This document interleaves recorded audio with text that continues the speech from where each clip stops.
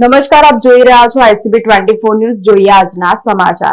Vadodara national highway number 48 પર આજે ફરી એકવાર ગમખ્વાર અકસ્માત સર્જાયો હતો. વડોદરા પાસેથી પસાર થતો નેશનલ હાઈવે 48 પર કરજણ નજીક અકસ્માતનો સિલસિલો યથાવત રહ્યો છે. આજે વહેલી સવારે બામણગામ પાટિયા નજીક એક ખાનગી લક્ઝરી બસ આગળ જતી ટ્રક સાથે ધડાકાભેર અથડાતા ભયાનક અકસ્માત સર્જાયો હતો. આ દુર્ઘટનામાં બસ ચાલકનું ઘટના સ્થળે જ કમકમાટી ભર્યું મોત નીપજ્યું છે, જ્યારે 20 થી વધુ મુસાફરો ઈજાગ્રસ્ત થયા હતા.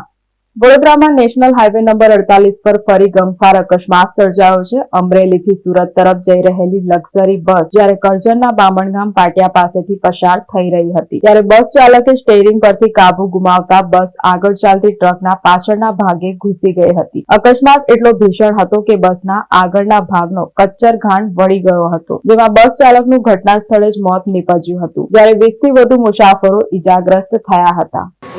થોડું ઓવર સ્પીડ ને રફ ડ્રાઇવિંગ હતું. ઓવર સ્પીડ ને રફ ડ્રાઇવિંગ.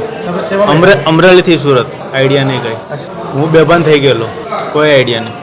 મને કાનમાં થોડું બ્લીડિંગ ને પગમાં બસ. અમે જાંબુડા બેઠા હતા ને સુરત જવાનું હતું. પહેલા સ્પીડમાં કહતો હતો ને તો પછી બધાએ ના પાડી કે તમે સ્પીડ બહુ કરો માં એમ. પછી તો ધીમે ધીમે જકાલતા હતા. 10-15 જણા. હું તો મારા દાદા હે ને મારા બા હે. મારા બાને કમરમાં લાગ્યું ને મારા દાદા તો આખા ના એવું તો મને નથી ખબર.